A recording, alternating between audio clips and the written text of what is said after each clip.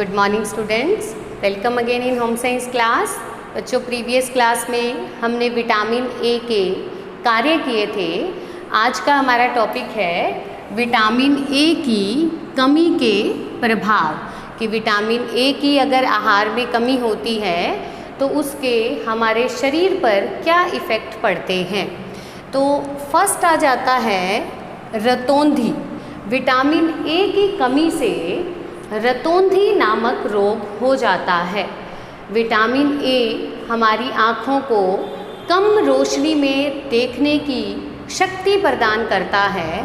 तो ये रतौंधी रोग जो है, इस रोग में कम रोशनी में हमारी आइज़ जो है वो देखने में असमर्थ हो जाती हैं। जैसे जैसे सूरज की रोशनी कम होती जाती है, इवनिंग का टाइम आने लगता है, तो उस कम रोशनी में व्यक्ति जो है वो देख नहीं पाता है। कई बार हम बाहर से एकदम से लाइट से अंधेरे कमरे में आते हैं, तब भी कुछ ही सेकंड्स के बाद हमारी आइज़ उस अंधेरे कमरे में भी थोड़ा थोड़ा देखने के लिए तैयार हो जाती हैं। तो रतौंधी रोग में व्यक्ति उस अंधेरे जगह पर नहीं देख पाता है, मतलब रोशनी अगर कम होगी तो व्यक्ति की देखने की जो क्षमता है वो कम होने लग जाती है। नेक्स्ट आता है ग्ज़ेरोपथेल्मिया। ग्ज़ेरोपथेल्मिया रतौंधी का अगला स्टेप है कि अगर रतौंधी होने के बाद भी उसका इलाज ना करवाया जाए, ट्रीटमेंट ना लिया जाए, तो ग्ज़ेरोपथेल्मिया रोग होने लगता है। इस रोग में आँखों की कॉर्निया की जो श्लेष्मिक झिल्ली है वो सूखने लग जाती है, जिसके कारण कॉर्निया पर एक धुएं जैसी स्ट्रक्चर बनने लग जाती है और व्यक्ति की देखने की क्षमता जो है वो धीरे धीरे कम होने लग जाती है। नेक्स्ट आता है बिटोट का धब्बा। ज़ीरोपथेल्मिया स्टेज के ऊपर अगर ट्रीटमेंट ना लिया जाए तो अगली जो स्टेज आती है वो है बिटोट का धब्बा। इस स्टेज के अंदर आँखों की वाइट जो पोर्शन है उसके ऊपर छोटे छोटे जो वाइट कलर के या ब्राउन कलर के त्रिकोणाकार स्पॉट बनने लग जाते हैं, धब्बे बनने लग जाते हैं, जिससे कि आँखों पर इफ़ेक्ट पड़ने लग जाता है। तो ये जितने भी रोग हैं ये सारे आइज़ से रिलेटेड हैं, आँखों से रिलेटेड हैं। हमने पहले भी पढ़ा था कि विटामिन ए की कमी का सबसे जो प्रभाव है अधिक वो आइज़ पर पड़ता है। विटामिन ए आँखों के लिए अत्यंत आवश्यक है। अगर बिटोट के धब्बे के समय पर ट्रीटमेंट ना लिया जाए, इसके बावजूद भी आहार में विटामिन ए की कमी रहे, तो अगली जो स्टेज आएगी वो है ज़ेरोसिस कंजक्टिवा। ज़ेरोसिस कंजक्टिवा में कंजक्टिवा सूखने लग जाती है, सूखकर उसमें दरारें आने लग जाती हैं। तो दरारें आने के कारण उसमें ब्लीडिंग भी होने के चांसेस रहते हैं। इस अवस्था में आँखों में खुजली भी बहुत अधिक होती है और अगर इस अवस्था में ट्रीटमेंट प्रॉपर ना लिया जाए तो आँखों की रोशनी भी जाने लग जाती है। नेक्स्ट आता है ज़ीरोसिस कॉर्निया। ज़ीरोसिस कॉर्निया की जो स्टेज है, इस अवस्था में कॉर्निया जो है सूख जाती है और अश्रु ग्रंथियाँ भी सूख जाती हैं, आँखों से आंसू नहीं निकलते हैं। कॉर्निया सूखने के कारण आँखों की रोशनी भी चली जाती है। नेक्स्ट स्टेज आती है केरेटोमलेशिया।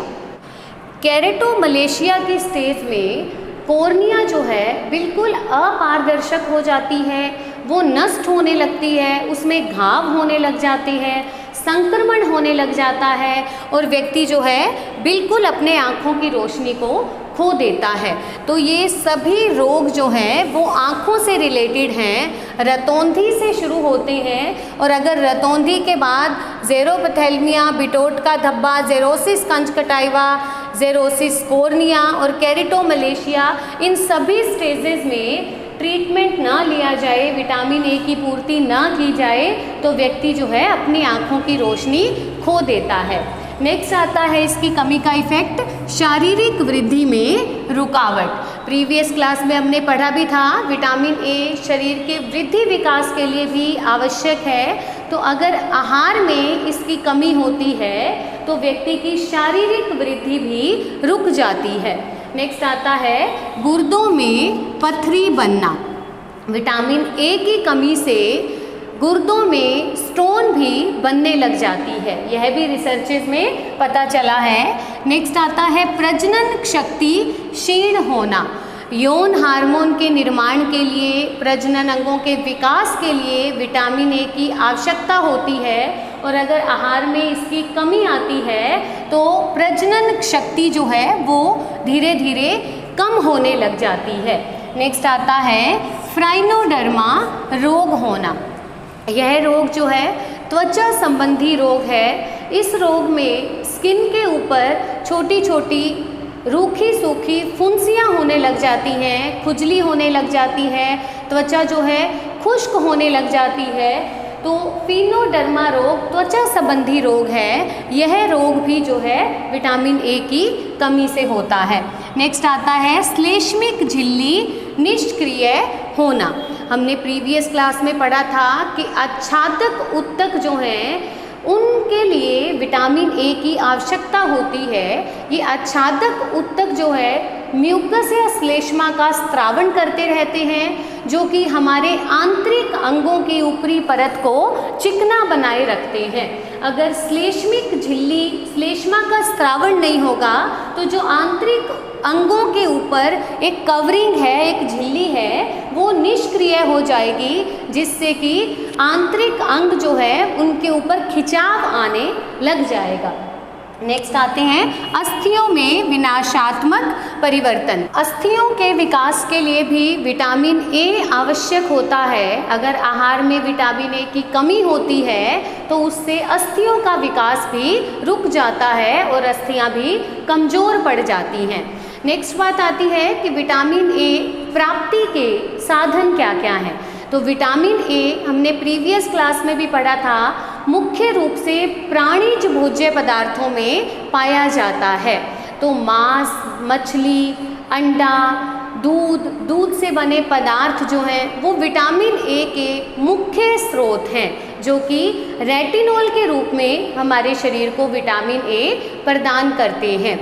जो वानस्पतिक भोज्य पदार्थ में हैं उनमें कैरोटीनॉइड्स के रूप में प्रोविटामिन ए पाया जाता है, जो कि हमारे शरीर के अंदर जाकर विटामिन ए में परिवर्तित हो जाता है।